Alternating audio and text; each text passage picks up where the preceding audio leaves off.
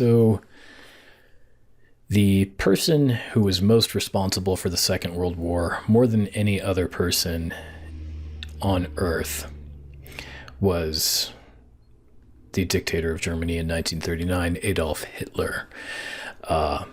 He's obviously the most famous of any of the dictators of the 20th century, and as of now, probably one of the most famous historical figures ever. There's been an extraordinary amount of material written about him. In some ways, the extraordinary attention paid to Hitler is deserved, and then in other ways it's not. He certainly deserves the most blame of anyone for the Second World War. Had he not been in power in 1939 and did what he did, he would not. The Second World War wouldn't have happened the way it did. It probably wouldn't have been a world war. There probably would have been smaller regional conflicts that didn't break out into a world war. Had the situation not gone the way it did. On the other hand, a lot of people ascribe to Hitler supervillain-like powers, and he certainly, the Nazis in general, their cultural influence is so strong. We have whole cultural touchstones based on them. So, for example, the stormtroopers in Star Wars, things like that, they are based on Nazi imagery and iconography. Nazi meaning the pejorative, the shortened term for National Socialists. So on the one hand, Hitler certainly deserves to be seen as the villain of all villains, but he wasn't a super villain. I think that's one thing we take for granted, in that he came to power in Germany in a way that really should be understandable to us. It really wasn't that extraordinary that someone like him would come to power in Germany. Certainly people kind of like him came to power in various other countries in response to the Great Depression of 1929 to 33. So I put on here, not sure if Hitler or literally Hitler. You see these memes a lot where people like, so-and-so is acting like literally Hitler, some world leader somewhere. And you just, if you Google Bush Hitler, Obama Hitler, Trump Hitler, Biden Hitler, you're going to see people comparing Hitler to any given world leader. And the reason that doesn't work is because no one has ever had, there was no dictator except maybe like Genghis Khan or Tamerlan.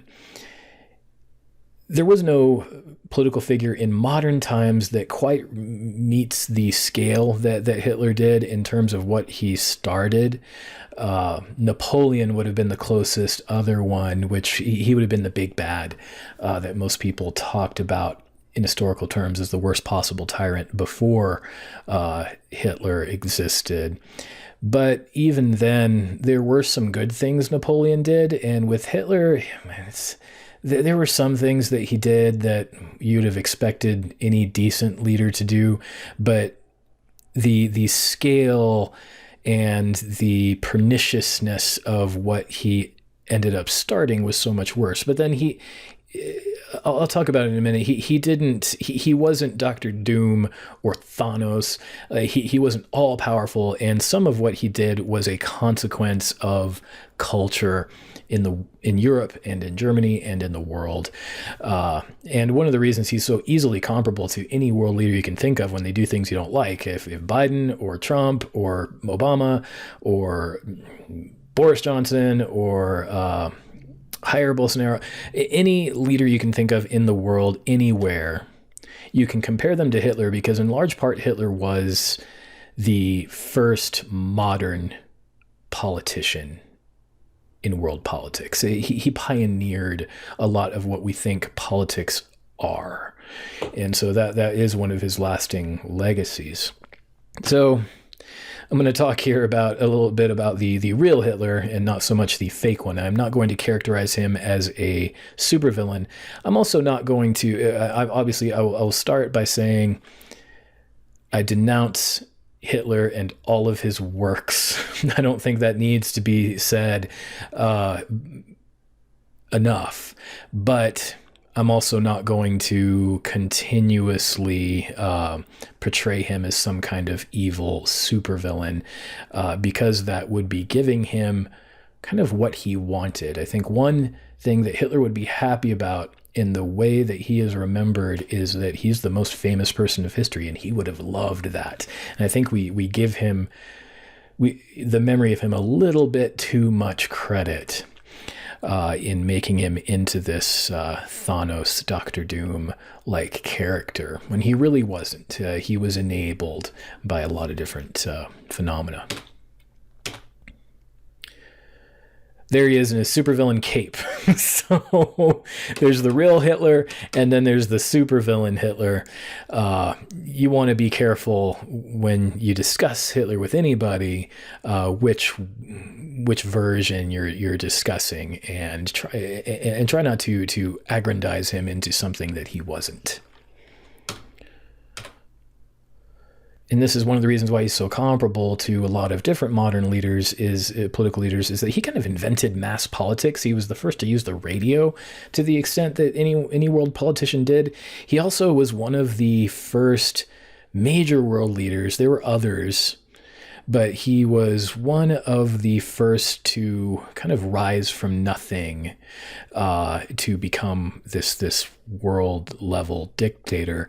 Even Napoleon kind of rose through the military and had the experience of being a general in the army as something that helped his rise to power. And Hitler did not have that. Hitler was a corporal in the army when he was in World War I. So he didn't come from like a fancy family, or it wasn't supported by a powerful political party, nor was he did he rise up the ranks of the military. He kind of just exploded onto the scene as this average person who became extraordinarily important to world history, and was and so that's one of the reasons why the figure is so powerful. And he revolutionized propaganda in a way that is still done by politicians today, and for good reasons, because it works. One thing to remember about him is what the outcome of World War II is not what he promised. And World War II, and not just Hitler, is responsible for the Holocaust. Obviously, if Hitler hadn't existed, the Holocaust wouldn't have happened. But if World War II hadn't happened, the Holocaust also would not have happened. It was an outcome of the radicalization brought about by the war and its increasing intensity in the 1940s. Not that the idea wasn't thinkable beforehand. Hitler had made that idea thinkable, and there were other genocides, such as we talked about the Armenian genocide in Turkey, that made such kind of mass killing comprehensible. But the combination of Hitler's radical intensity and the experience of the war are what made the Holocaust possible, which we'll talk about a little bit. But this isn't what Hitler promised. Hitler didn't gain power by telling people in Germany, I'm going to genocide the Jews. We're going to take a bunch of them, and we're going to put millions of them through these concentration camps, and some of them we're going to execute in ovens, and we're going to pile up the bodies, and there's going to be millions of people that we're going to kill. He did not say that. That's not the kind of thing that makes politicians popular. If you say, we're going to wipe out huge numbers, millions of people, that's not what he promised, but that is what Germany got. So we will discuss that. Some of the reasons why Hitler rose to power in the context that he did. If you could imagine the country going through a trauma, or any country, but just think of your own country and imagine it going through a trauma. And at the end of it, who had been in power, which were kind of the conservative establishment, they were completely delegitimized and wiped out of power by the war. And who took their place were kind of the liberals who existed before and during the war, who never had power. So that's what happened in the immediate aftermath of Versailles in Germany, is that the people who took power were the prior opposition liberals, the social democrats, the people who'd been anti-monarchist, somewhat anti-capitalist, and suddenly they're in power. This is Berlin here in the 1920s. And so Berlin in particular is the capital of Germany, and it became kind of a capital of Central Europe in a way, in that it represented for many people the height of what Hitler and his supporters would call decadence in culture, but the height of of kind of pushing the envelope culturally. So if you think of the Roaring Twenties in America, the Roaring Twenties happened in Germany too. It was a time of rapid change. The Weimar, remember, the Social Democrats were the liberal opposition. They had wanted women to have the right to vote, so women got the right to vote in Germany in the 1920s. A massive change and just kind of quickly done. Women got a lot more freedom to do all kinds of things and live their lives. And so they started, going out a lot, just like you hear about the flappers in the US. The same kind of thing happened in Germany. There were all these cabarets. If you've ever seen the musical Cabaret, it portrays one of these kinds of places. And the cabarets were a place where sex was kind of openly flaunted. Clothes were kind of skimpy. There were these raunchy presentations, dances and so forth, and jazz music and all of this. And Berlin seemed to be the center, the capital of all this cultural, what some people would say progress and what others call decadence. Something else that happened that caused caused Germans to kind of lose faith in their system was the collapse for about a year and a half of their money. And the inflation in Germany just got insane. Partly this was because, and I talked about in the Unit 3, how nobody really paid. None of the countries that fought the war really paid for the war. Well, after war, they all kind of thought what would happen is whoever won would then take all the spoils, and that's how the war would be paid for. So what happened because of Versailles was that Germany paid for the war, at least it was supposed to, even though it was the least financially able to after losing the way it did and being blockaded for as long as it had been. So the Weimar Republic government was kind of caught in a trap of its own making when it came to economics. And it had the inflation that occurred between 1922 and 1924 just got insane. At the start of World War I in 1914, one American dollar was worth about 4 German marks in 1914. It inflated throughout the war when it was by the time it was worth about 20 to 1 by the end of World War I. By 1922, it took over 1,000 marks to buy a US dollar. By later in 1922, it cost 7,000. By the end of 1923, the inflation got so long that they didn't have numbers capable of expressing how many German marks bought a dollar. In January 1923, it was 17,000 marks to $1. In July of 1923, it was 353,000 marks to the dollar. In November, it was 4.2 trillion marks to the dollar, and pretty soon newspapers just started saying we can't print the zeros that represent how much money, what the currency exchange rate is of German currency. And it just got absurd.